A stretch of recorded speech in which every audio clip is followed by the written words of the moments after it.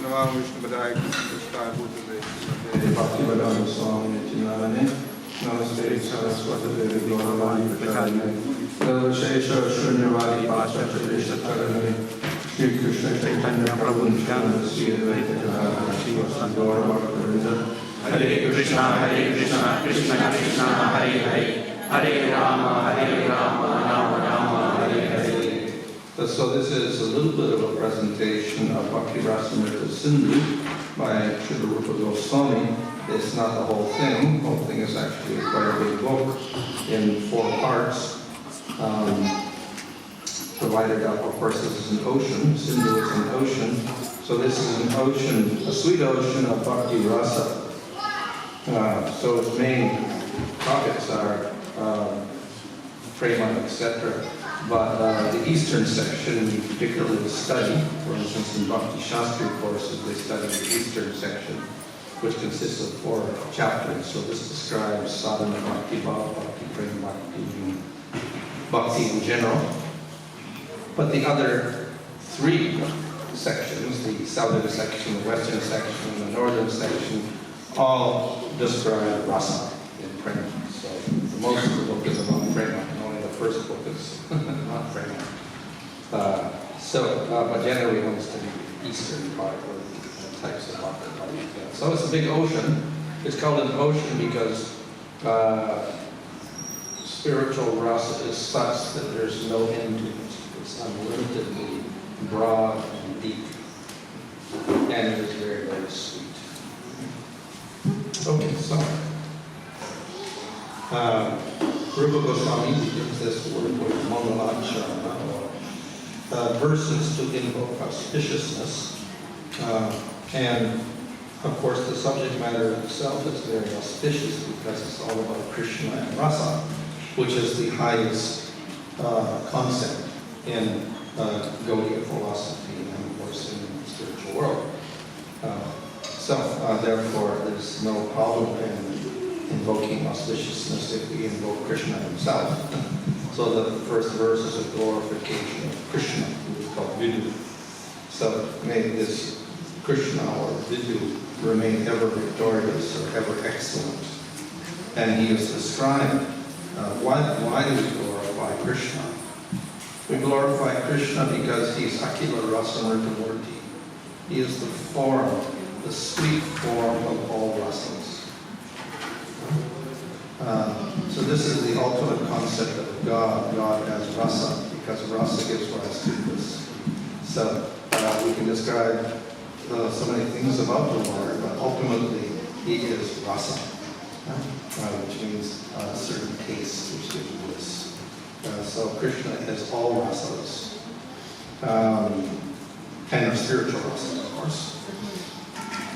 The other forms of the Lord also have rasa, and we can say they're complete in the rasa, but they do not manifest all of the rasas.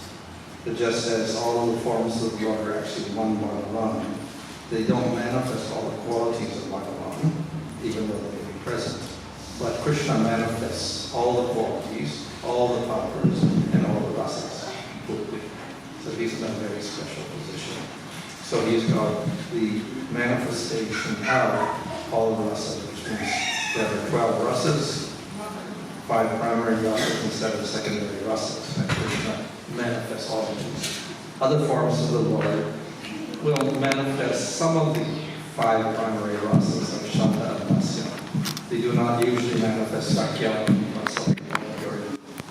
Krishna will get that. So anyway, this form of rasa is Krishna. And the other lines, the last 2 lines, describe in relation to different gopis. So we have Tarka and Palika, whom he brings under his control by his beauty. And then he's embraced by Shama and Lalita. That's a more intimate connection. And he is the beloved of Radha, and he falls under Radha's control. So that's the most intimate connection in the last line. So in this way, this verse describes Krishna in various relationships of rasa with various gopis. Of course, he is Akila Rasamrita Murti. He is manifest all rasas, but because Madhurya Rasa is the highest, Rupa Goswami has described it in terms of. Okay, anyway, there's also a little subtlety here. We find various yogis with various relationships, but ultimately the prime relationship in Madhurya Rasa is Radha and Krishna. They're the center of everything. But Radha also has her group, and that group also is very intimate with Krishna. So of course we have Lalita and Vishaka, etc. So see, Lalita was also mentioned in that verse.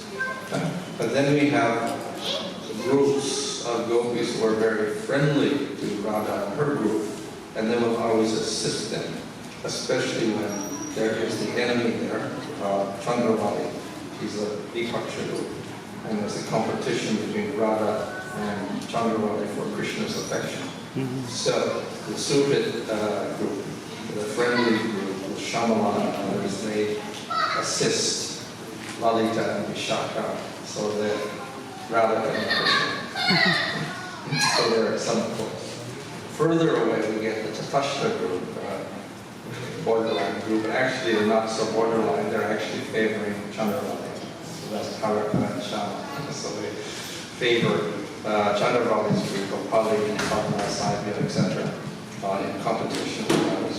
So we got these different groups here mentioned. Shama, Lalita, Taraka, Pali, etc. And then we have Radha. And through these various competitions between the different groups, we have various pastimes which increases the rasa. But there's another meaning to the verse also, because Vidu also means the moon. It means Krishna, it also means the moon.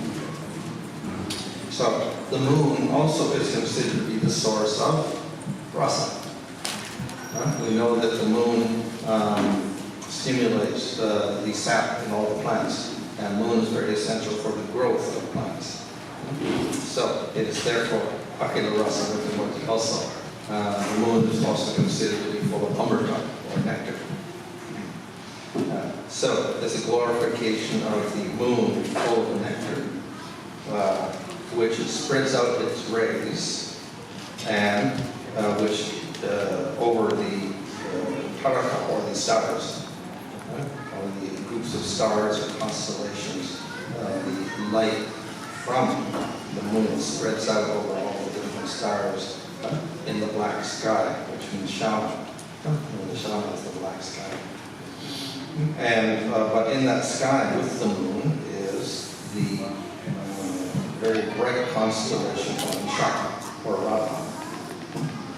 So the moon, this is a picture of the full moon next to the Vishaka Nakshatra in the sky, which takes place in Vaishaka in the springtime.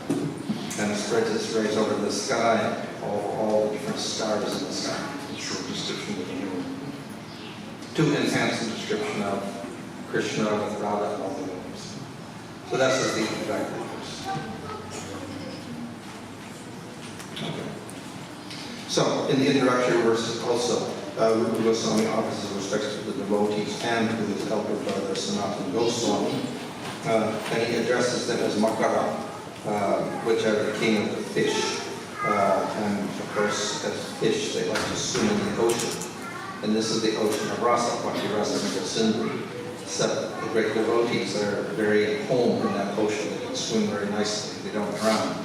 And they swim very nicely. And they're the king of the fish.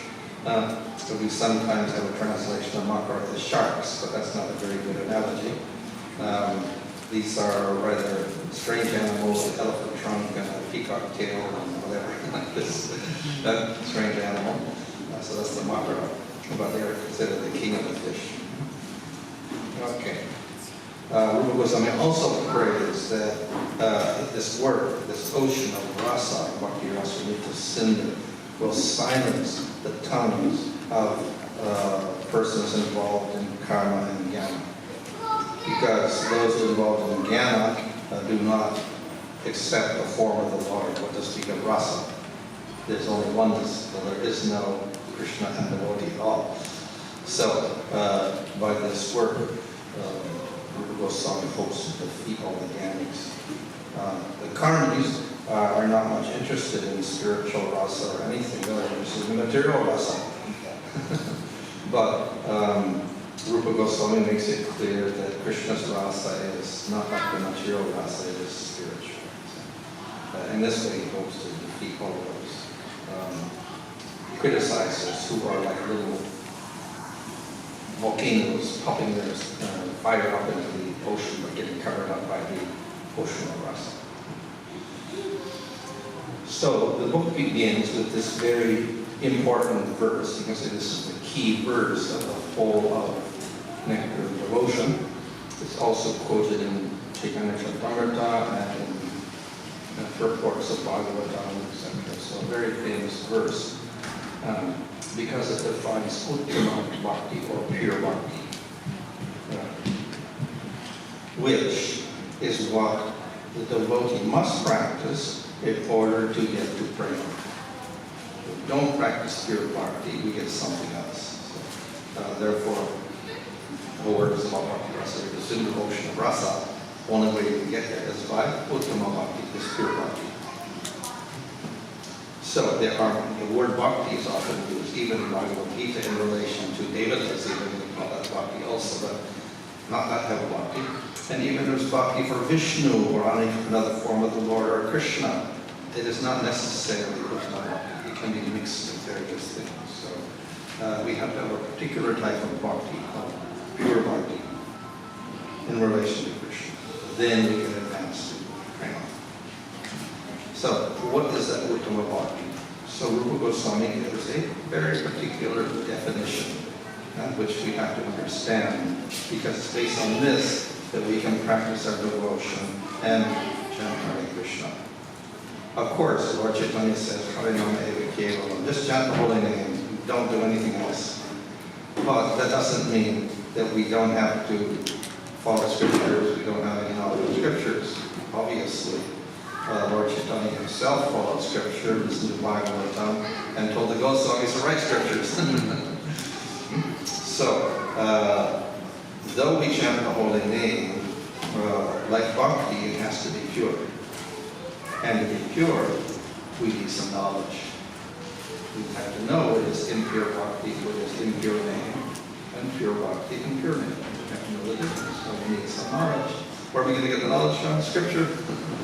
To go to scripture. So we do need some scriptural knowledge to back up our chanting of the holy name and our bhakti. What is this bhakti? It is Krishna Anusila, cultivation of a relationship with Krishna. Relationship. But when we examine relationship, there's two types of relationships. There's friendly relationships and there's bad relationships. And we have friendship with others, and we have enemies also. That's a relationship with enemies. So we don't want the enemy and stuff. So that's why it says, Anukuyena Krishna Anusila. It should be favorable. In other words, we're cultivating a friendly relationship with Krishna, not an inimical one. Of course, there are persons like Kamsa, Shishupala, that cultivate enemy relationship with Krishna. But that's not called bhakti at all. It's a relationship, but it's not bhakti. So it should be friendly relationship with Krishna. Sometimes this word anukuluya is translated as what is pleasing to Krishna. But our acharyas explain it's not quite accurate because what pleases Krishna is not always positive on the part of the devotee. So we'll have the example of Nrsimhadev and Hiranyakasipu. So Hiranyakasipu is obviously a demon, and it's not a favorable relationship at all. But Nrsimhadev is very pleased because he's carrying a part. Hiranyakasipu, and he's very joyful.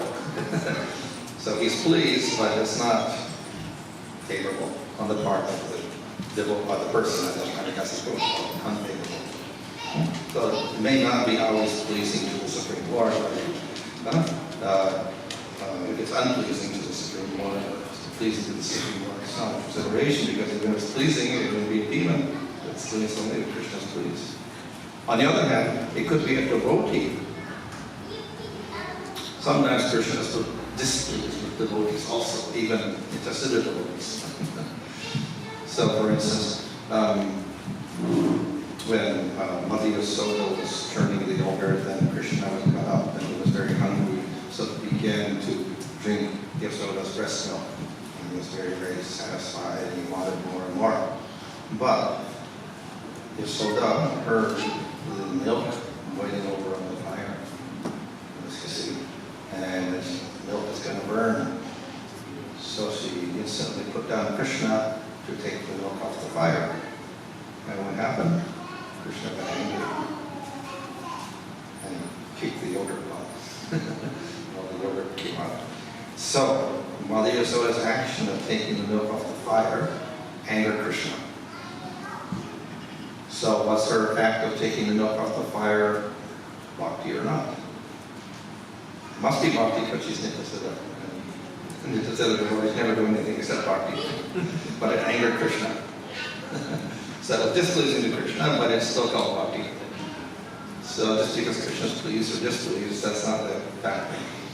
The only way to resolve this is to say that Anukuli is not in relation to Krishna being pleased or displeased. It's in relation to the devotee's attitude. The devotee has that favorable attitude to try to please Krishna. That's what Mother Yasoda has. And that's what Srimati doesn't have. So therefore, Anukuli means with a favorable attitude on the part of the devotee trying to please Krishna. That was Anukuli. The word Anusilanam, of course, means of cultivation. So usually we think of cultivation as, of course, hearing, chanting, remembering. So this is one type of service which we call Cheshta Rupa Bhakti, active service, in which you involve our senses and our limbs in serving Krishna, Sambhava. That's one type of service, definitely. And this is very prominent in sadhana bhakti. In fact, the definition of sadhana bhakti means to engage the senses. So this is very prominent in sadhana bhakti. However, if we get to the bhava stage and prema, where the sthai bhava, or the relationship with Krishna, actually manifests as Shantadasa, Vatsaya, etc., we have this emotion, or this bhava rupa bhakti. So this is also a cultivation, but it's not active. It's just the emotion itself. The type of emotional relationship with Krishna is a cultivation of a relationship also. So that's the bhava rupa bhakti. So these are the two aspects of Anusilam. And the other point is that bhakti can be for Krishna, as Krishna Anusilam, but we can also have bhakti for other forms of the Lord. It's not excluded. Here we have the word Krishna, so is it limited to Krishna or not? No. You can have a relationship, any form, authorized form of the Lord. So you can cultivate a relationship with Vishnu, or Nrsimhadev, or Rama, or Vama. And it's all Anusilam, Krishna Anusilam in a sense, because Krishna, the word Krishna here means all the forms of the Lord, of which Krishna is the most prominent. So it's not restricted only to Krishna, it's bhakti, it's all in different forms. So therefore, it's cultivation of a relationship with authorized forms of the Lord, of which the chief is Krishna, with a favorable attitude on the part of the devotee. That's Anukula and Krishna Anusilam. But then there's a qualifying phrase in the beginning, first line, and that is Anya Abhilashita Shunya. This bhakti, or these acts of service to the Lord, or cultivation of a relationship with the Lord, should be devoid of other desires. Anya Abhilasha.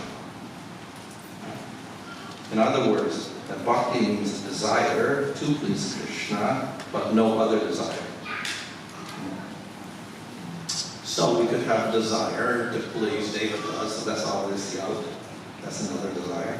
We could have a desire for our own pleasure. That's also a little love. We could also have a desire for liberation. It's another desire. It's also for the self. It's spiritual, but it's for the self. So that's all anyavilasha sunya. The desire for karma, sargaloka, brahmaloka, liberation, or pleasing other devatas, that's all anyavilasha. So it has to be devoid of that.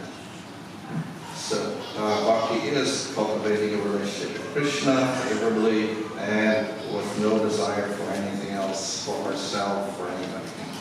So, anyavilasha, devoid of things. Of course, Rupa Goswami also uses the word abhilasita sunya, not abhilasa sunya.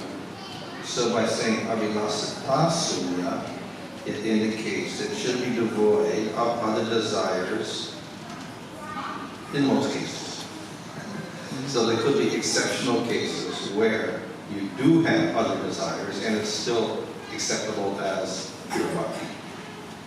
What is an example of that? I think the example is given by Goswami. A person, when they're in danger, they'll say, Krishna save me. So obviously it's not serving Krishna, it's protecting a body. But this is also acceptable within devotional service because the devotees in an occasional situation like this, not every day, occasional situation, and he's crying out for the Lord's help for himself. So that's permitted by the Lord, it doesn't matter, as long as it's not constant. So if you have these occasional desires, no problem. And the last phrase here, dhyana, karma, dhyanavrtam. Anavrta means it's not covered by or obstructed by dhyana, karma, etc. So other processes should not obstruct that bhakti. It does not say dhyana, karma, and sunya. It just says anavrtam. So it is possible you can do some acts of dhyana and karma which do not obstruct the bhakti. That's permitted. So thus, devotees of Lord Chaitanya often did karmas. They were operating as brahmanas or kshatriyas or whatever, doing their duties in the varnashram system. But it did not obstruct the bhakti, and therefore it could be done. So it doesn't mean complete rejection of activities again and karma, but it should be done in such a way they in no way cover up the bhakti or obstruct the bhakti. So an obstruction, and karma for instance, would be that if you're going to do the karma, then in karma yogi you worship devatas. But then devotees, I don't want to worship devatas. So he would have to reject that part of karma yoga and he would just worship Krishna. Another obstruction would be to do the karmas and then think, well, I have to do the karmas because if I don't do the karmas, I will be sinful. So along with bhakti, I have to do these other things. So that also is a misconception because actually bhakti will destroy all sins. So we don't have to do karmas to destroy all sins. So we shouldn't think that we have to do, that we're obliged to do karmas also, rather than along with the bhakti. We should not depend on those karmas. So in this way we shouldn't think that they are independent systems. So, in this way, the karmas can be done, and even jnana types can be done. Now, all knowledge is not rejected. Knowledge of Krishna and Bhagavatam is accepted. The only jnana we reject is the impersonal jnana, which rejects the form of the Lord. So that we must reject. So this is the basic definition. For that, all the forms are there. So Krishna, the word Krishna means expansions and everything related to him. Even the can mean Krishna Anusindhan can also mean cultivating a relationship with Krishna, other forms of the Lord, and even with the devotees of the Lord. So we can cultivate a relationship with the devotees, or obviously we worship Radha, great devotee, but we worship the Sakis, etc. And then we also worship great acharyas and so many other persons. So this is also part of bhakti. It's not excluded from this definition. Okay. So, as I said, this definition excludes other desires, other forms of worship, etc. And through that, we can advance to bhava and then prema. And we can establish different rasas, dasya, sakya, etc. If we mix the bhakti with elements of jnana, which are unfavorable, that is, we still are a little attached to this idea of being peaceful and escaping from the material world, etc. This detracts from our goal of prema. So it weakens it. So definitely by doing bhakti mixed with the jnana, we can advance, we become purified, and we can even surpass liberation, because bhakti is spiritual liberation. But we'll end up with Shantarasa, because of its influence of the jnana on our bhakti. So we have a very peaceful relationship. We see that the Kumaras are Shaktivesh avatars who preach jnana, which is maybe not the best thing. The Narayana preaches bhakti, but they get stuck with jnana. But they're in Shantarasa. They get influenced, I guess, by this jnana. So they're not jnanis, they don't end up in personal alone, they got Shantarasa. So they see the Lord, but it's all very peaceful. If we mix bhakti with karma, then due to the karma, we may get a little infected with desire for, Sargaloka or, nice position, etc.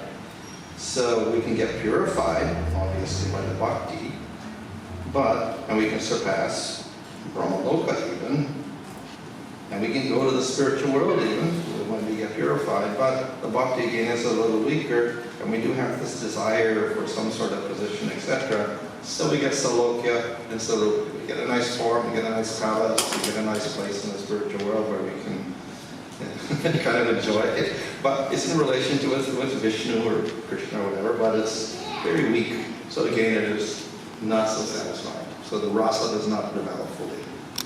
So therefore, if we want to get these full rasas in the spiritual world, we have to do Uttama Bhakti, Anyāvadāśya Darshunya. Okay. So, this Uttama Bhakti, which we just defined, has 3 types to it. Sadhana Bhakti, Bhava Bhakti, and Prema Bhakti. It's all Bhakti, as just as a flower. It starts as a bud, gets a little open, becomes fully open. It's the same flower, but got various levels of manifestation. So Bhakti also, Uttama Bhakti, will have this sadhana stage, it's like a little bud, then it gets to Bhava, a little bit open, and Prema where it fully manifests all those wonderful qualities. So, in nectar devotion, then, each of these also has definition. So, sadhana bhakti will have a definition, bhava bhakti will have a definition, prema bhakti will have a definition. And within sadhana bhakti, there's 2 types, Vajra bhakti and raganuga bhakti. So, they also have particular definitions. So, Rupa Goswami gives particular definitions for all of these things in the nectar devotion.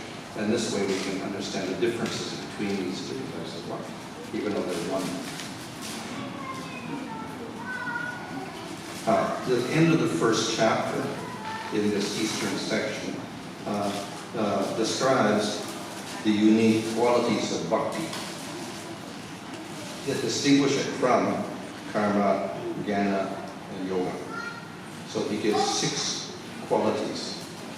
Kleshagni, Subhata, Moksha, Lubutakrat, Sudurlavata, Asudurlava, Sambharanana, Visheshatma, and Krishna Karshini.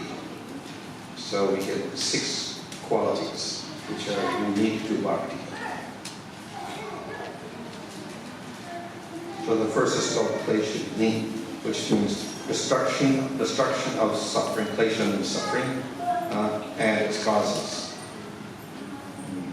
So the direct suffering is a result of bad karma. We suffer now because we did some sinful activity in a past life. Sinful activity is basically a violent activity in which we cause pain to other living entities. So in this lifetime we get some pain on ourselves. said the suffering is caused by sinful actions. And we're getting a reaction. But what is the cause of the sinful action? Bija. We have certain desires. We have desire for some particular type of enjoyment, there we do the action. What is the cause of those desires? Ultimately, avidya, or ignorance, which manifests as ahankara, where we identify with the material body, and we don't want to know the Atma. But the further ignorance is, we're ignorant of not only Atma, we're also ignorant of the Supreme Lord. So avidya means we don't accept Supreme Lord, and then I am the eternal servant of the Lord. That's the ultimate ignorance. Second ignorance is, I don't understand that I am Atma, I think I'm the body. This all gives rise to bija, desires to enjoy for myself. We do actions, and then we get reactions, that's suffering. All of these things are destroyed through the process of bhakti. All levels. So the karmas are destroyed, the suffering is destroyed, the karmas are destroyed, the desires are destroyed, and the ignorance is destroyed.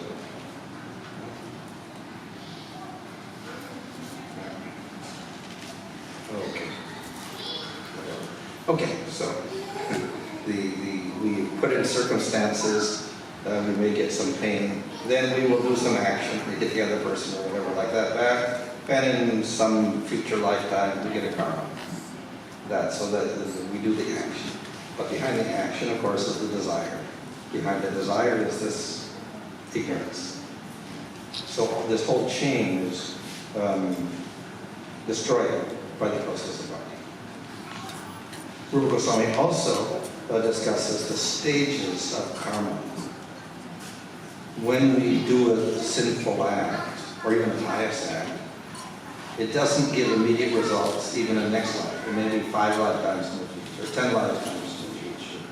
And it may not just be one reaction. It may be for several lifetimes we get the one karma giving us actions or whatever like that. So, as a result, at any one time, we have the karmas which are to come up in this lifetime, which are predicted in astrology, such as a sickness, an accident, losses, gains,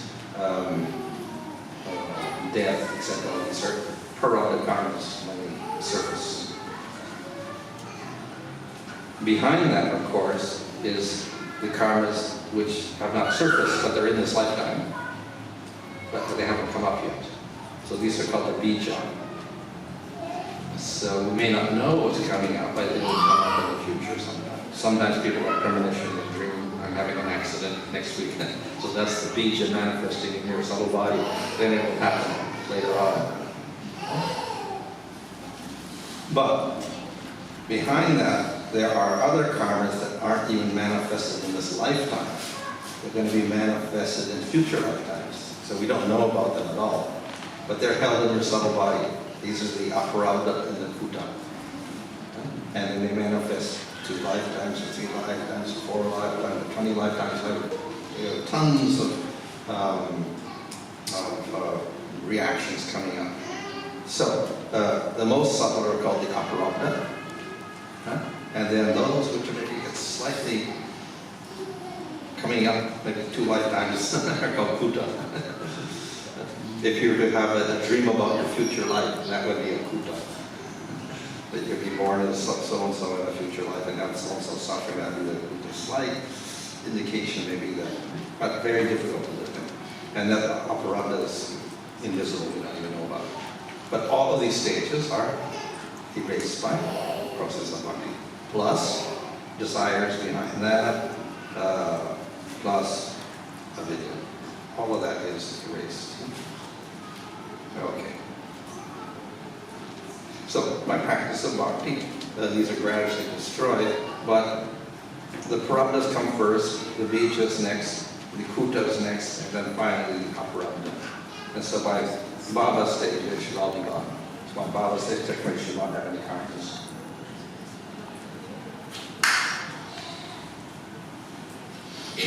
The second quality is called subhada, a manifesting auspiciousness. that auspiciousness can be defined in different ways. One is one develops affection for all living entities. One becomes takes pleasure in finds affectionate relationship with all living entities. It's like say, compassion. So through the process of bhakti, we begin to be sympathetic to all living entities. In the Shashashtika we have that one should give respect to all living entities. So we respect them because we have some sort of affection for them. Understanding also service of Krishna. So this will manifest automatically with bhakti. Another characteristic is all living entities begin to respect the devotee. So even the animals will respect the devotee, as we see in the case of Lord Chaitanya going to the Jharkhand forest. All the tigers and the snakes are chanting Hare Krishna with Lord Chaitanya. So that's another definition. Another is that the devotee develops all wonderful qualities, such as compassion, etc., other qualities. So these are not sattvic qualities, because bhakti destroys all the demons.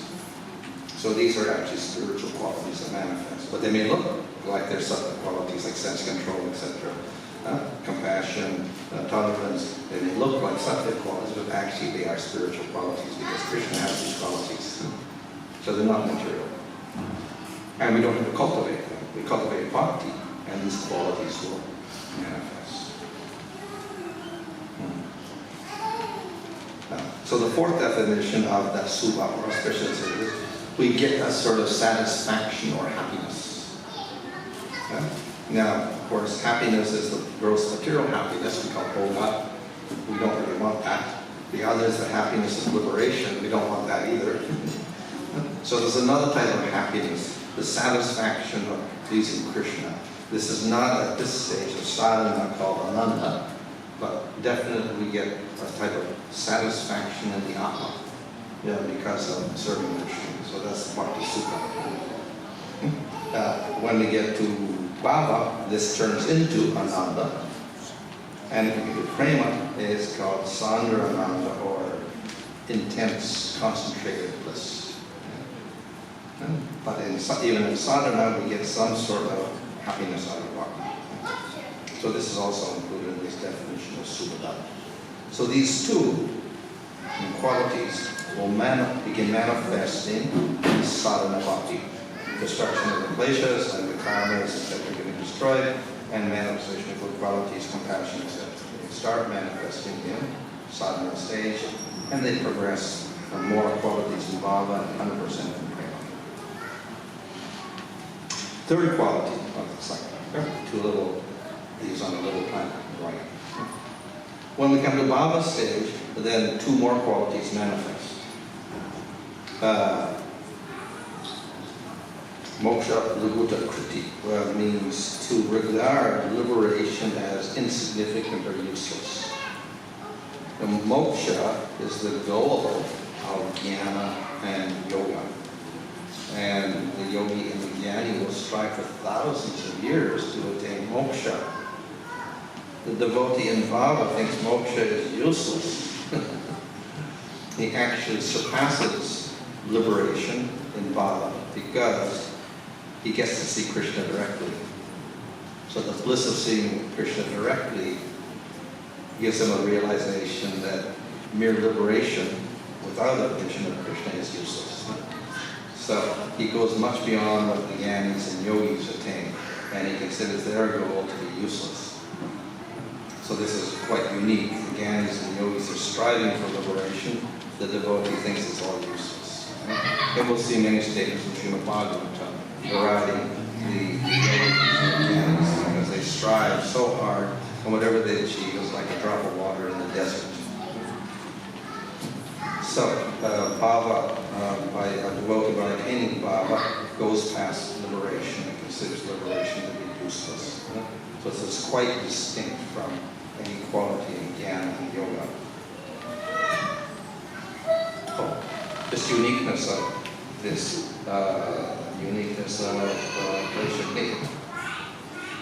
So, Jnana also will destroy karmas and will also destroy avidya ultimately, because avidya is opposite of jnana. But you get up to liberation only. You don't get prema. And even jnana will not claim to remove your proper karmas. So whatever karmas you have in this lifetime, you have to simply accept them. But in Bhakti we say even your parabha karmas, aparabha, tuta, visha, parabha, they're all destroyed by the process of Bhakti.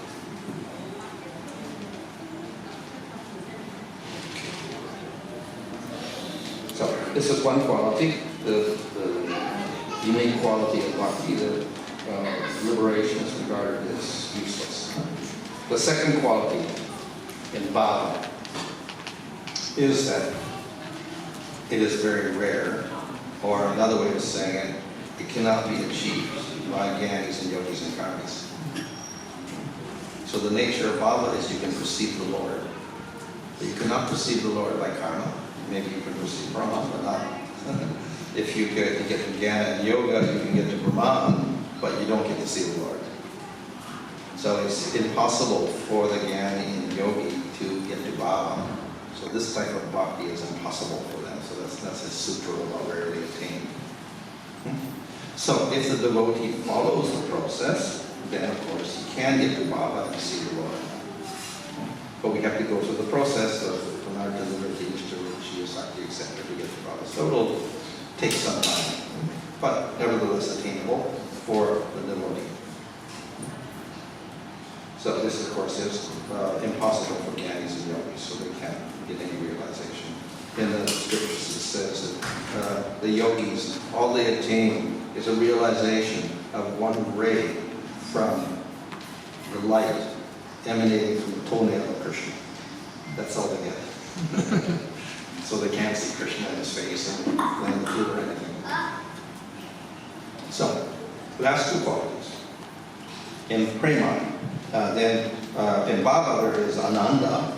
In prema there is sandrananda visheshatma, condensed bliss. In Brahman, a little bit of bliss. The bliss of being out of the material world is the bliss of Brahman. The bliss of bhava, we can say maybe 15% or something because we realize Krishna.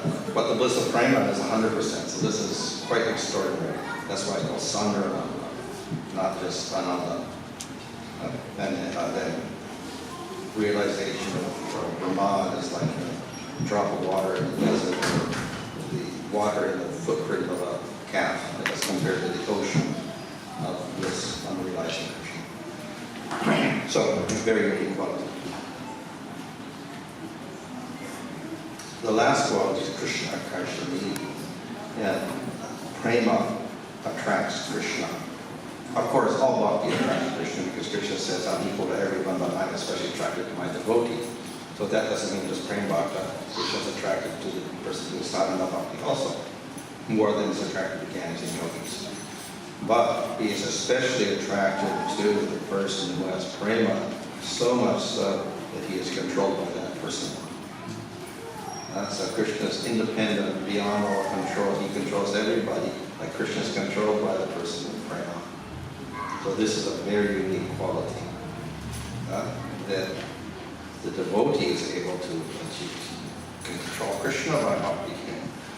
Jnanis and yogis definitely can't even see Krishna, let alone seek and control him. So, very unique quality. So, first, the canto Krishna tells us a little about. I'm not attained by yoga, by sankhya or dharma, or by study of the Vedas, or by austerities, or by renunciation, but I am attracted to bhakti. So this is the 6 qualities. So we have 6 unique qualities of bhakti which are not available in other forms.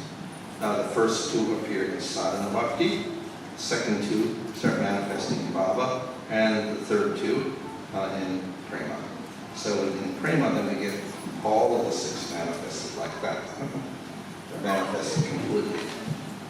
And 2 in sadhana, 4 in bhava, and all 6 in prema. in 100% degree. So therefore, prema will manifest 6 unique qualities perfectly. And these are not manifested in jnana, yoga, or karma. At the end of this first chapter, Rupa Goswami says that the qualification for understanding bhakti, and of course the whole nectar devotion, is ruchi, not karta, which means that we do have to have devotion to understand about devotion. And if we're simply using logic or jnana, etc., we cannot really appreciate the process of bhakti. So we have a little taste for bhakti, we can understand this word. And if you try to understand bhakti by logic, dry logic, it's impossible, because logic is substantial. Insubstantial means that it can always be countered and defeated. So by logic, if you're skillful, you defeat another person. But someone more skillful than you will defeat you. And later on, a more skillful person will defeat the other person. So all of the knowledge and conclusions that come out of that logic is useless ultimately, because it keeps changing. And okay, that's of course the sciences. The science of 500 years replaced by the science of 200 years ago, replaced by the science of 100 years ago, replaced by the science today, which will be replaced by the science of 50 years from now, 100 years from now. So it keeps changing and changing like that, because it's based on material logic. So in this sense, we don't depend on logic to get our understanding of bhakti, but we don't want to reject logic also. So if we have a taste for bhakti, we can use logic also, use our intelligence and our logical abilities to understand all about bhakti, as long as we have that taste for bhakti also. So we don't reject logic. Okay. Oh, that's the end. Okay, any question? That's just the first section, first chapter.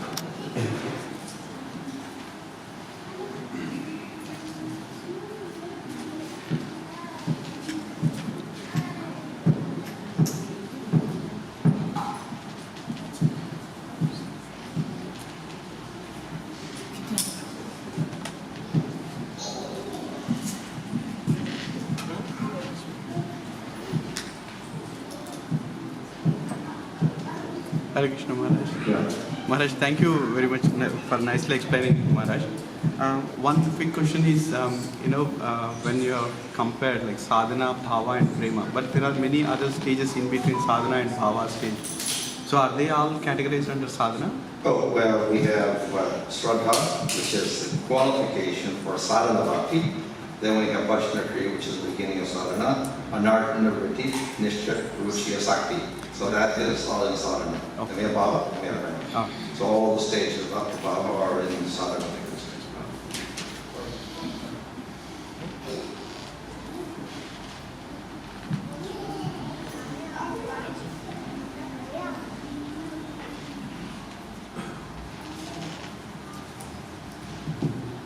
Hare Krishna Maharaj, very good lecture, very insightful. I have a quick question for a beginner like me. Is there any symptom or sign where we know that we are progressing from bhava stage to the prema stage in our bhakti? How do we know that? Is it a time-dependent thing, or is it like a quality-dependent thing? Well, most of the people who will be in sadhana, bhava and prema are very rare.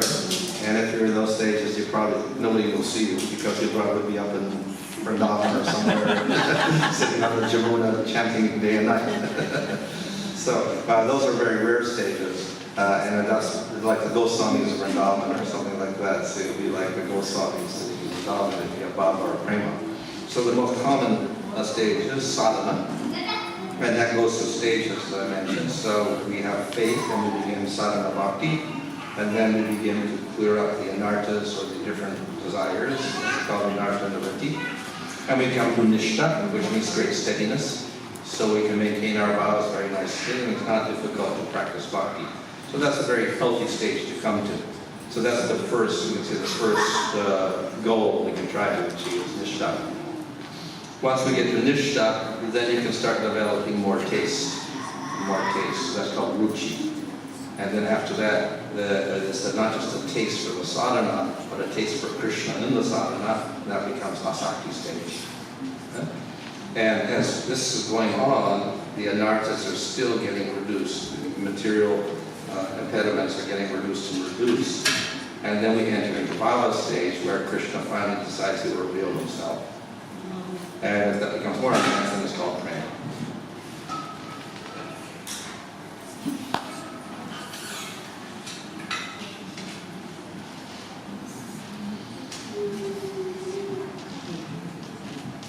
Hare Krishna, Maharaj. Wonderful lecture. This is about the Ruchi and Tarka.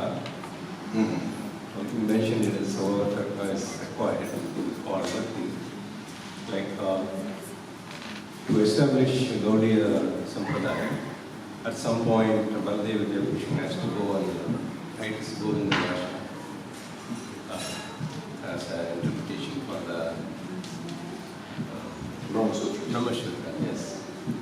So that is considered as a logic or as a concept? Yeah, so I said the logic is not discarded, and even if we're not doing commentary on Brahma Sutras or doing commentary on Bhagavata, we do have to use logic also. So all philosophies will have some logic in them. Chantaveda, Vishishtadvaita, Shankar's philosophy, even Karma Mimamsa philosophy, they all use logic. But to solely use logic, this is the mistake of many, like Shankaracharya and others. They use a lot of logic, and even the scriptural or sabda use of scripture becomes subordinate to their use of logic. In many cases, like Sankhya philosophy, whatever. They believe in sabda, but they use their logic to come to very strange conclusions. So, logic is useful, but it should actually be subservient to the scripture itself and to bhakti. Then we can come to proper conclusions using logic. So logic is useful because we have to understand the meaning of scripture. So we may have to use logic to do that. Because like Krishna says in Bhagavad chapter 3, worship the devatas and enjoy nicely. Then he makes a counter statement in chapter 9, worship of devatas is for fools. Don't worship devatas, the result is temporary. From the loka is temporary, you fall down. So why worship devatas? Worship me. So we get contrary statements. So a lot of the commentaries of the acharyas are to resolve the contradictions. But even Brahma Sutras is there to resolve contradictions that look like contradictions in the Upanishads. So therefore we have to use some sort of logic. We have to develop a system to find which statement is stronger. And we have to use logic to do that. So there are rules for interpretation based on logic. And then we have to use our logic to apply those rules and see, is this statement strong? Is this one strong? Based on different factors, based on context, based on repetition, which gets more repetition, etc. And which is the conclusion and which is the temporary conclusion. So we have to use logic for that. So that's what the acharyas do. But it's always subservient to the devotional aspect of it. I'm trying to, without realization, we actually go beyond logic also. But then we have to use logic to convince others.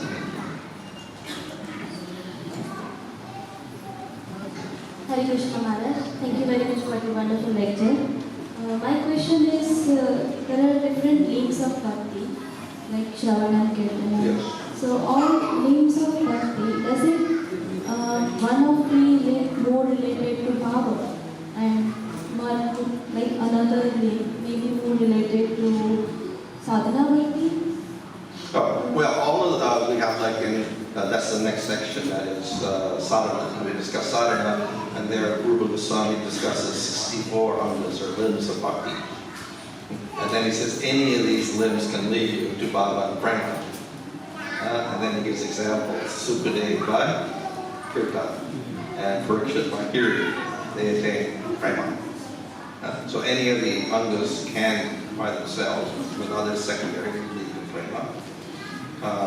But then we also have some main limbs. Of course, we have the 9 limbs of bhakti, 9 types of bhakti, very checking, remembering, serving the Lord's feet, etc. And then in nectar devotion, Rupa Goswami says 5 are very important: Shravana, Kirtana, Smarana, so devotee association, Archana, living in the holy Dhamma. This is very, very important. And the more Chaitanya says, the most important one is Kirtan, Archana and Kirtan. So that becomes the most important one of all. But we don't reject the other forms, but this becomes the most potent one of ours. And they all lead to Baba.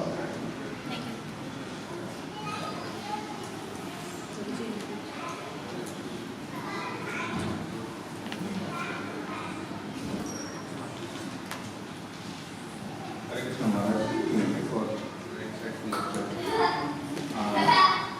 I have a question around for somebody who has a taste for jnana and has benefited from it, but also has a taste for bhakti.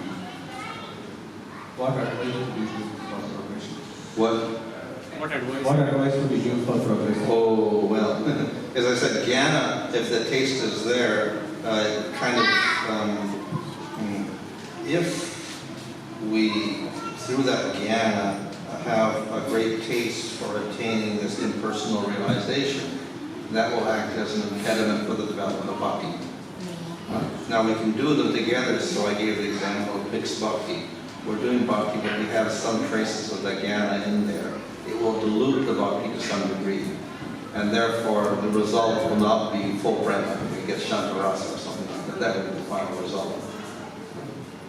Is that the achievement of Shantarasa considered something that is stable? Is that considered still a favorable outcome? Oh yeah.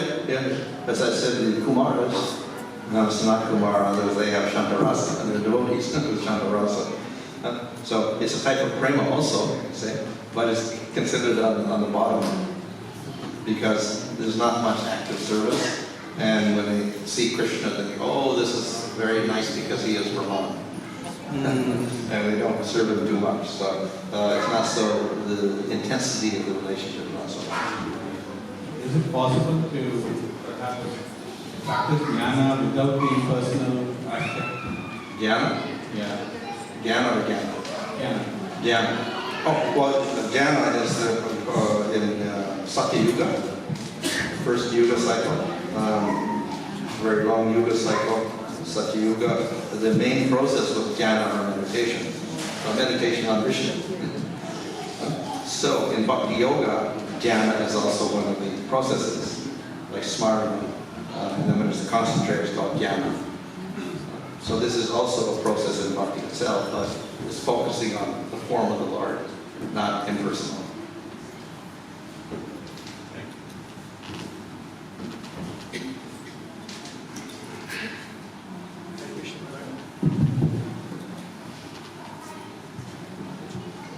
Hare Krishna, Maharaj. Thank you for the wonderful lecture. Maharaj, my question is going on the question which Prabhuji was asking, like we are mostly doing karma mission bhakti. Like we are not in the stage where we are gone even to the bhakti jnana stage. How do we progress truly from this karma mission bhakti to pure bhakti?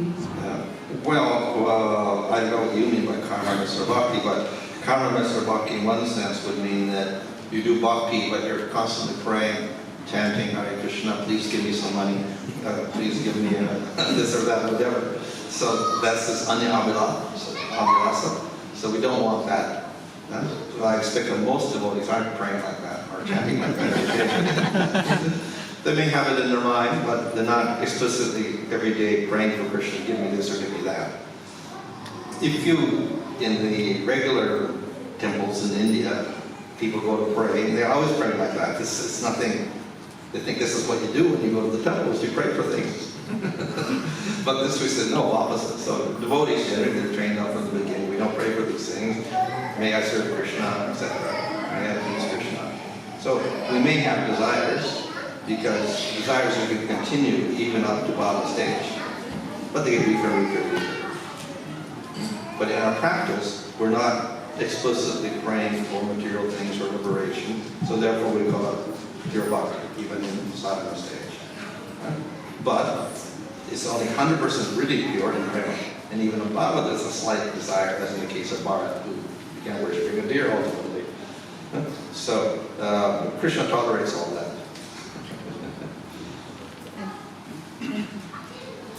Thank you.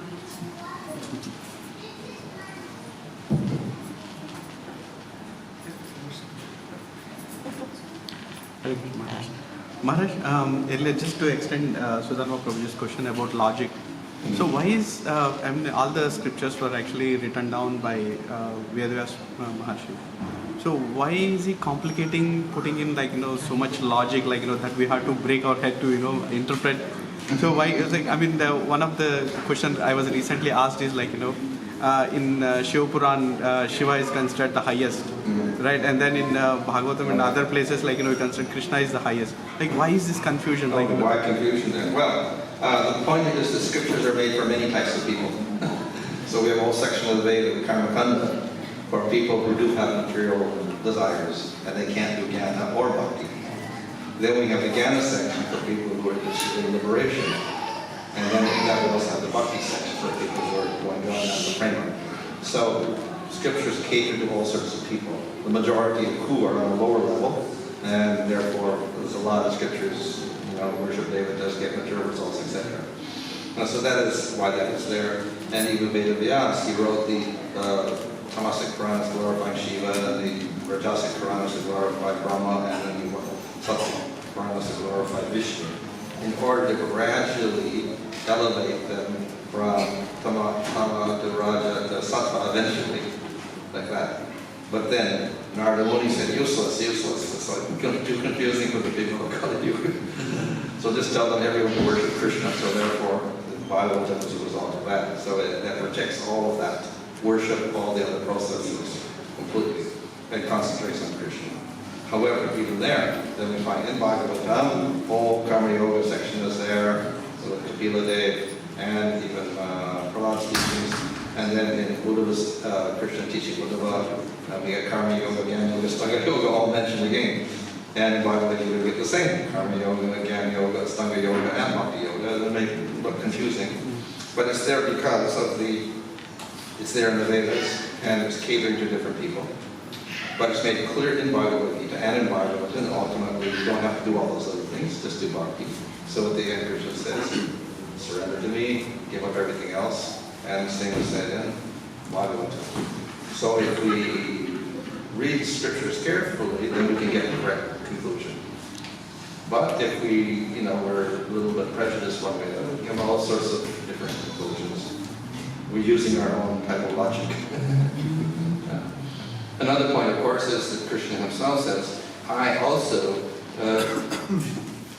prefer to speak indirectly. Krishna didn't have to speak the whole Bhagavad Gita. You can just quote the last few slokas in the 18th chapter. Surrender unto me, give up everything else. That's it. That's the conclusion, but he speaks 18 chapters to get there. And so people will get, stuck on chapter 3 and say Karma Yoga is the ultimate or something like that. So, but it's also intentional in a sense. The greatest things are often secret.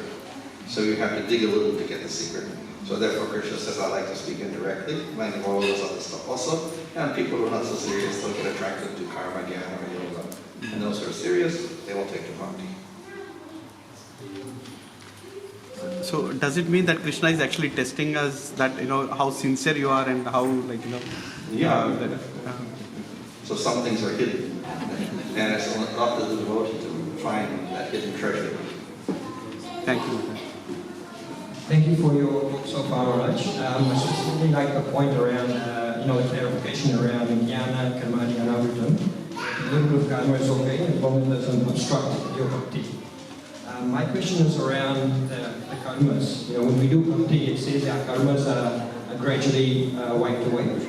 So does that apply both to our good reactions as well as our negative, or just our negative reactions? Yes. Papa and punya, all karmas. So Papa, punya is also considered to be like Papa, it's all bad for the devotee.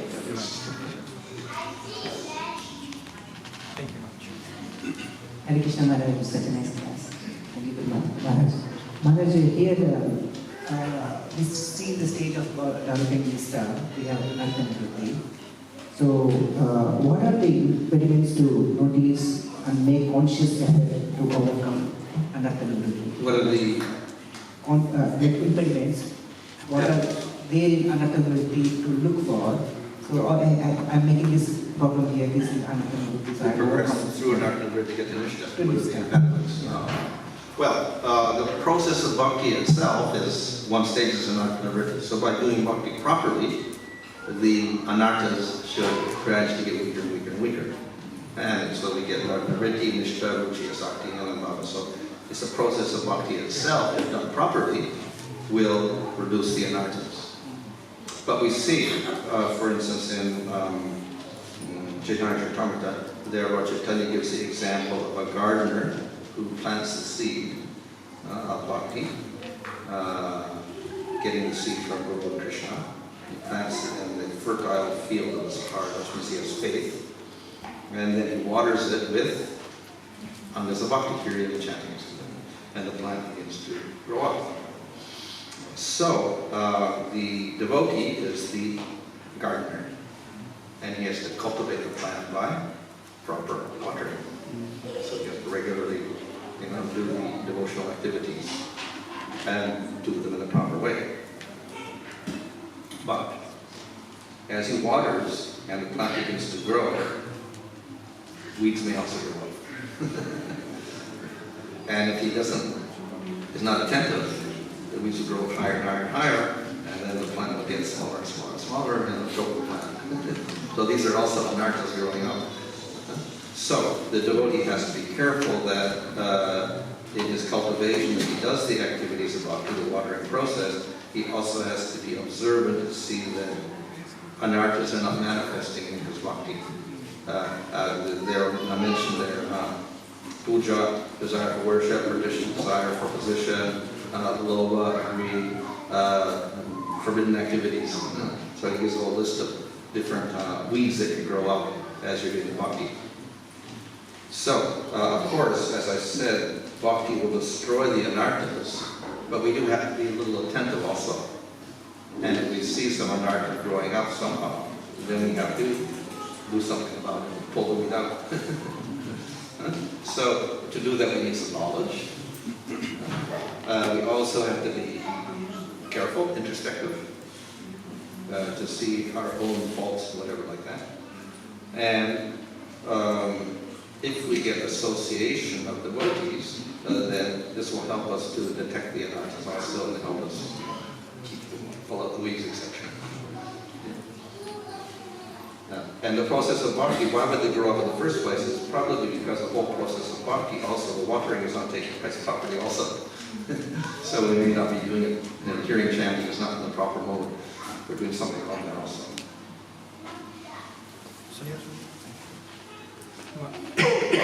There are 3 more hands up. Okay. Would you like to continue? Or Yep. would you... Hare Krishna Maharaj, thank you very much for the nice class. Maharaj, I want a little bit more understanding on Anya Vilashita Shunyam.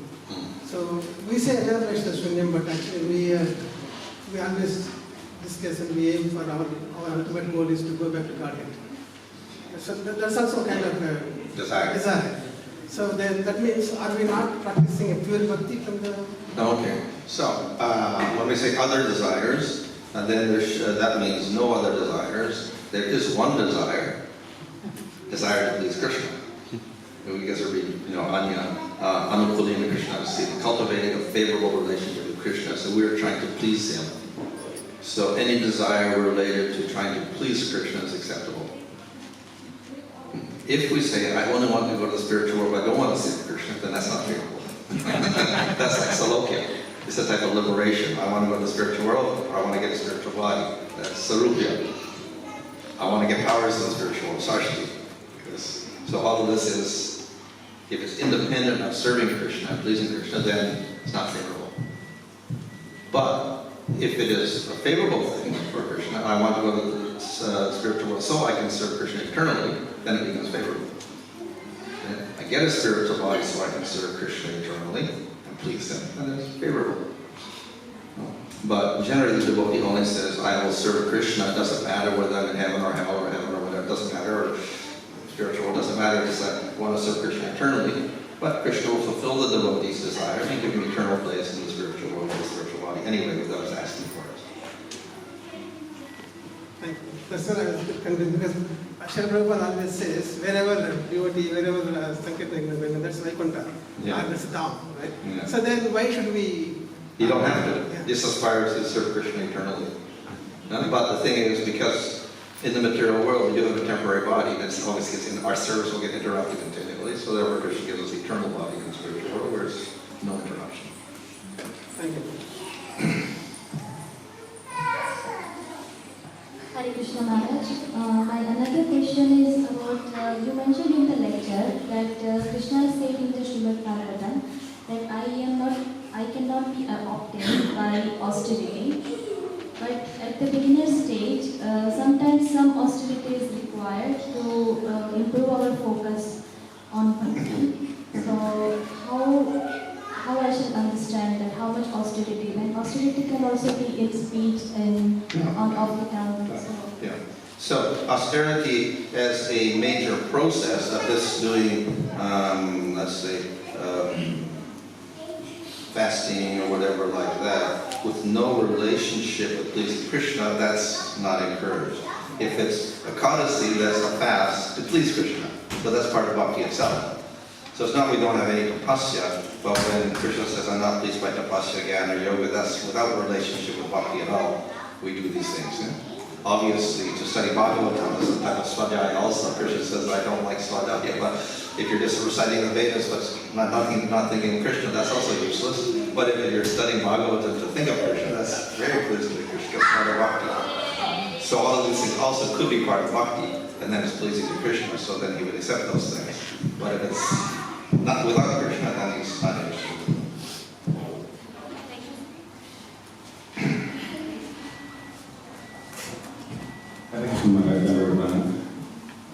Maharaj, my question regarding the bhakti plus karma, how it applies to the Grihastha people, like this day and age, without karma, how for these people, how they can get on to the pure bhakti without karma? What do you mean by karma? The karma is a day-to-day activity that people are performing. Yeah, when I'm talking about karma, I mean karma yoga, varnashram, duties. I'm not talking about action. Obviously, even for bhakti, you have to do action. Like reading and chanting is action also. And you do have to support your body. That's also an action. So that's not forbidden. But when I say karma, I'm talking about activities to support your body according to the rules of our ashram system. As a brahmana, kshatriya, vaishya, sudra, brahmachari, grihastha, vanaprastha, sannyasi. When I talk about karma, mixed bhakti, I mean that. You're following those particular rules mentioned in the Smriti Shastras, like Manu Smriti. So, those rules, not that we neglect them, but if we concentrate too much on all of that, we end up with artha, dharma, kama, and maybe we get to moksha instead, because the whole goal of ashrama is artha, dharma, kama, moksha, not prema. So if we get too attracted, we end up, contaminating the bhakti with these other goals. So we can do even varnashram rules and regulations to support our body and family, but we can't get too attached to them also. In fact, but in order to support our family, we do have to follow some rules. So better we follow Varnashram rules than whimsical rules or New Zealand rules or Australian rules or whatever this is working. If we have some guidance from Varnashram, it's a little bit better. But we can't get too attached also. One more question.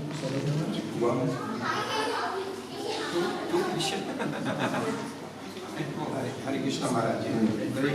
Thank you so much for the very insightful lecture. My question is, you mentioned about all the Kaleshas could be destroyed by means of bhakti, like Prabdha or Aprabdha. So how shall we understand that the senior or the pure devotees, when they are going through so much suffering? Yeah. So even if we have prema, and we do have a material body, it has to be affected by the world somehow or other. We have to get sick, we have to get accident, we have to die, we have to breathe, we have to do so many things. So there's going to be some happenings, effects on the material body, even if we have the highest level of devotion. But we don't label that as karma. So that stage is all arrangement with the Supreme Lord, all these different effects. For a person who's not on prema, who's in, let's say, other stages of bhakti, he may still have remnants, because I say karma can still last until you get to the bhava stage, upper bhava stage. So up until then, people still have karmas. If they've done aparads, the process is a little slow. If there's no aparads, even without bhakti, as in the case of Achanil, who just said name Narayan, all the karmas got destroyed immediately. Yamaraj couldn't touch him. No karmas, past, present, future. So that was because no apparatus at all. So there's no apparatus, and the process of destroying karmas is quite quick when there is less suffering. If there is apparatus, then it'll be a slower process. So as we're going through the different stages of bhakti, we'll still have some effects of that karma. Thank you so much. Hare Krishna, Maharaj. Maharaj, where is the rules and regulations for different varnashramas are mentioned? Well, they're primarily there in the Smriti Shastras, like Manu Smriti. But if you read them, you're going to be horrified because they're too strict. Nobody can follow all those rules. Somebody wants to know what are my duties, of course. Yeah, you'll find, of course, summary of those rules in the 3rd canto. Kapila teaches. Some in the 7th canto, and then in 11th canto, Krishna teaches Uddhava. So he goes through all the varnas and the ashramas also in real summary form.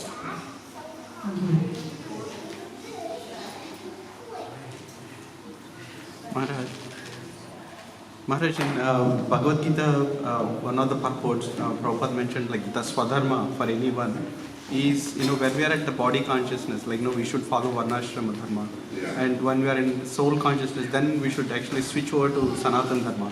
Yeah. But until then, we should follow varnashram dharma. Mm-hmm. But so if you are in sadhana bhakti stage, Yeah. so should we actually follow varnashram dharma or Yeah. just give up? So Bhagavatam says, as long as you haven't developed a taste for hearing about Krishna's topics, you should follow your swadharma. But when you do develop a taste, you can give them up.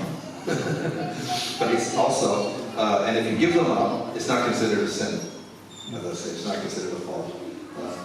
However, we do know that many devotees will continue to do their swadharma activities, even Arjuna follows kshatriya duties, etc. He's interested. But they follow to set an example for others. So that's also possible. But they're not obligated.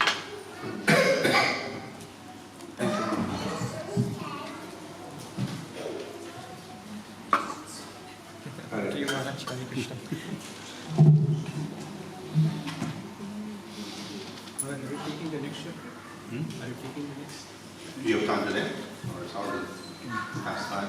We still have 15 minutes. 15 So we can take some more questions if you want. I could start the chapter, probably finish. Maybe we can take a few more questions. Okay. If anyone has any other questions, then you can ask.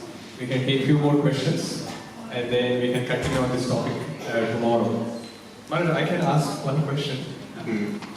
You mentioned about those Sarukya, Salokya and Sarashti. So what are these devotees who are having these muktis? They are in the spiritual world. What are they doing? Like if they are not serving the Supreme Lord, then what are they doing? Well, they do serve, but it's rather passive. So they often serve by simply meditating on the Lord. So they got a nice palace there and a nice surupa and all this in the place. Meditate on the Lord and they're very happy serving and meditation.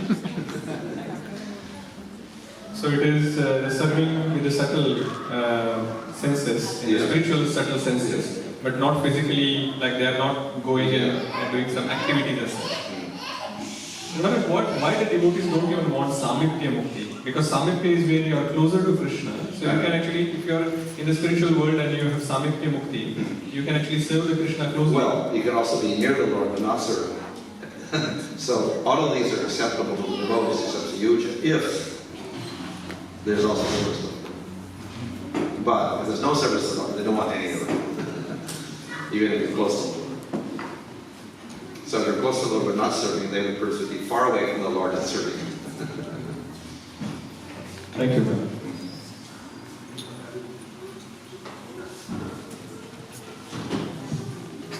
Maharaj, a clarification, because when you speak about jnana, it looks like we shouldn't study the books, so we shouldn't read anything. No. But you know, there is something that we would like to enjoy studying about jnana. So sometimes when we mention jnana and karma, we should be devoid of this jnana. So jnana, of course, you know, I'm sure you're referring to the jnana. Can you please give us some explanation? So when we use the word jnana, we usually referring to impersonal jnana. And so that dries up the heart and is unfavorable for bhakti, etc. There's another type of jnana, Bhagavad jnana. This is part of Sravana. Bhagavatam is Bhagavad jnana. So this is part of bhakti itself. So we're not going to say we should not be covered by jnana. We're not referring to Bhagavad jnana because this is part of bhakti itself. We're talking about impersonal jnana, or the limbs of that sadhana, jnana yoga, to get liberation. So that may cover up bhakti or whatever it obstructs. So therefore that we have to avoid. Impersonalism and all that. And the same with karma. Action itself is not to be avoided because we do the activities in bhakti, obviously. But those karmas which are prescribed in the varnashram system, karma yoga, for artha, dharma, kama, those are the ones that we don't want. Those are the ones which will obstruct.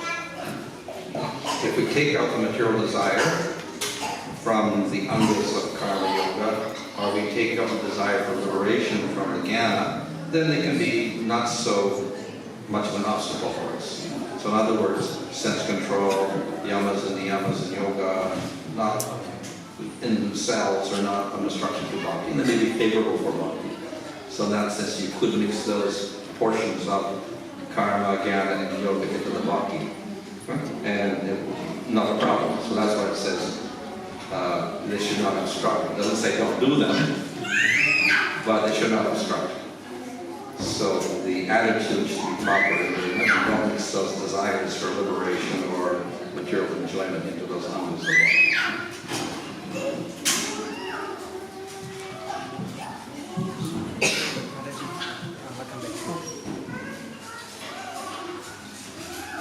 Hare Krishna Maharaj, wonderful lecture and good question. My question is, Maharaj, what Amrish Prabhu asked that you said that they will meditate on the Lord in spiritual world. What is the difference between the Manasa Puja that we heard one of the story that Brahmana cooking the fire? Yeah. What is the difference between both of them? So in Archana, or deity worship, one process is we directly offer flowers and whatever, externally. That's called the external puja. In that system of worshiping the deity, external worship is part of it. But Manasa Puja is considered to be preliminary to that and very important, even more important.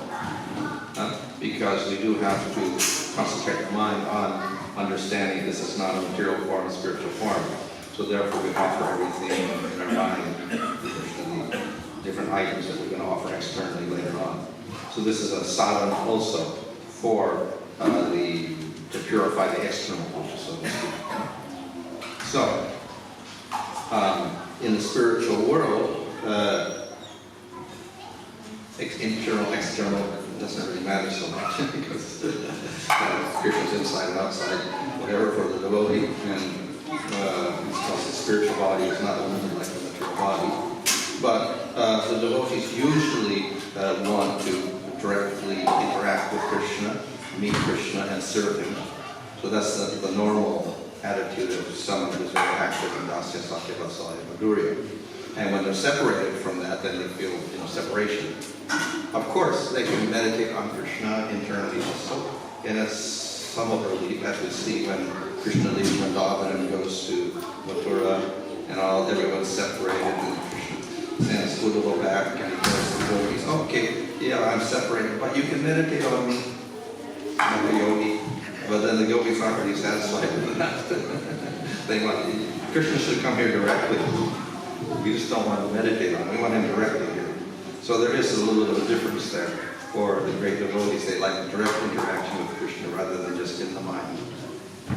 Of course, mind is also there, it's absolute, but they do prefer this direct service to Krishna.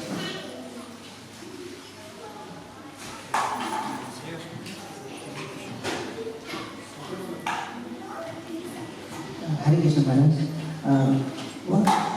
what defines proper bhakti? You say we have to develop proper bhakti. How can you say this is proper bhakti? Proper way of doing bhakti or the general definition is uttama bhakti. We execute the activities with no other desire except the desire to please Krishna, as much as possible in sadhana, and it gets better in bhava and prema. So that's the general definition. In sadhana bhakti, which is the next topic, and then Rupa Goswami gives all the different engagements, other senses, 64 almost like that. So that we follow that outline of engaging ourselves in those different ways, with also proper attitude. So then some of those attitudes are also mentioned in the first 20 numbers of the Bhakti. And of course then you also have things like surrender to Guru and worshipping with devotion, or giving proper respect to him, asking questions, spiritual questions, etc. The sadhu sangha is also very important to us in gradual progress. So through that process, then the energy is loose, etc. So keeping in the proper process would mean following according to scripture, acharyas, and guru. That'll keep us in the proper path. There's lots of flexibility there, but also there's certain things we do have to follow. Last two questions. Last two questions. I have two questions. Just it was okay.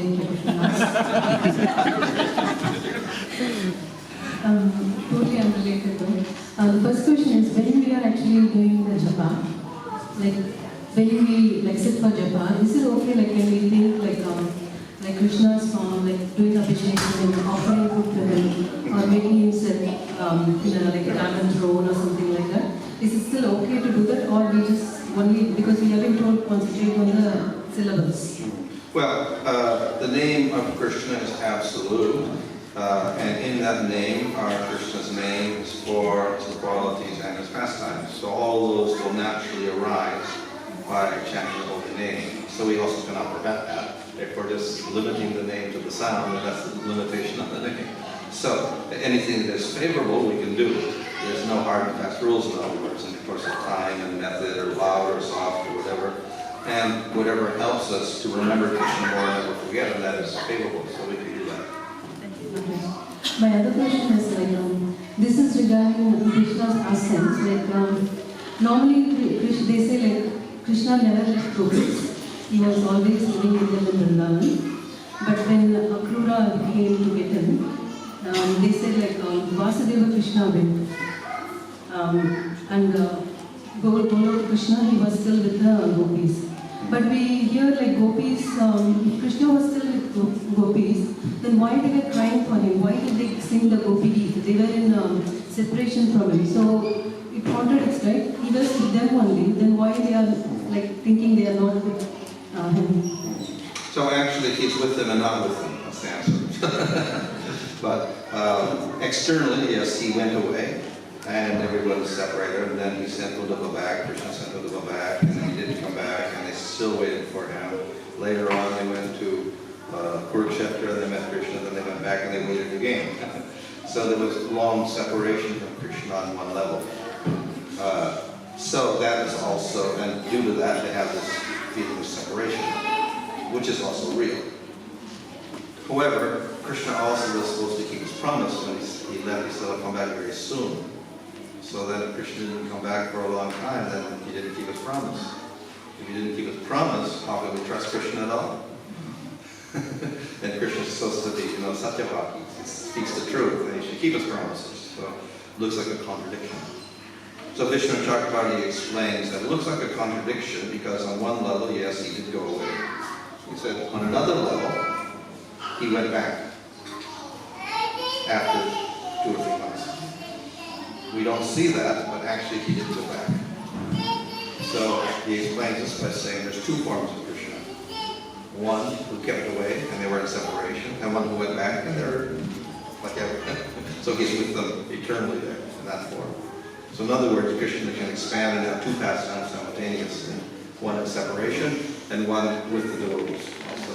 So there's 2 forms of Krishna, well, 1 form of Krishna, absent and there, but 2 forms of the Brajavasis, with Krishna and without Krishna. And those pastimes can go on simultaneously, without the inhabitants being aware that the both pastimes are, and having 2 different experiences simultaneously.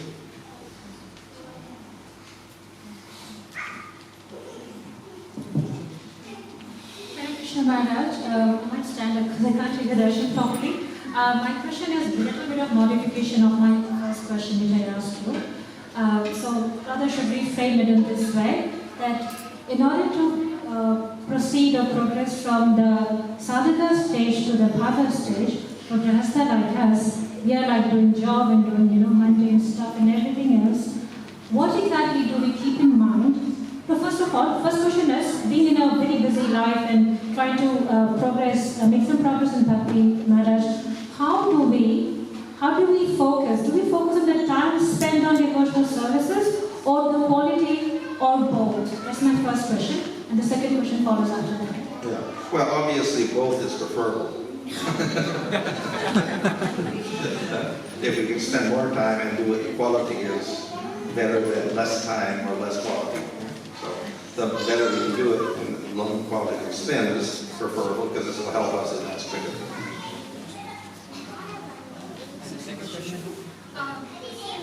My second question was,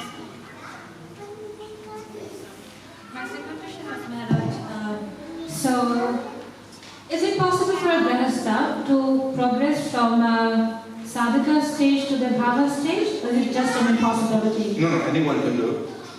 Lord Chaitanya teaches anybody can take to bhakti, any ashram, any varna, outside the varna and ashram system also, anyone can get to Brahma. That was possible for anyone. So it doesn't matter which stage we are in, which part of the world we are in, what sort of duties we are engaged in. We can still get to that bhava and then to prema at all? Or do we have to go to Vrindavan? Well, usually when you get to prema, you lose interest naturally in everything else. That's a clear indication that we are ready for that. Thank you so much, Maharaj.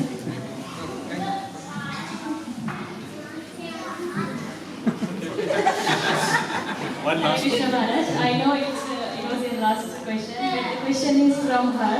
She just asked me to translate the question. So it's from Nirmala Mataji. So Nirmala Mataji is asking that she is not able to maintain the devotee association. But is it okay if she just do her bhakti at home on her own? Sorry, madam. Yeah. So of course association is always preferable, but there are situations where we can't get that association. But again, in the modern world we do have things like internet and whatever, so there's ways in which we can get kind of some association, even though it's an internet association. It's better than nothing. So we can get something at least on it. And of course we have books, etc. So we get some sort of association.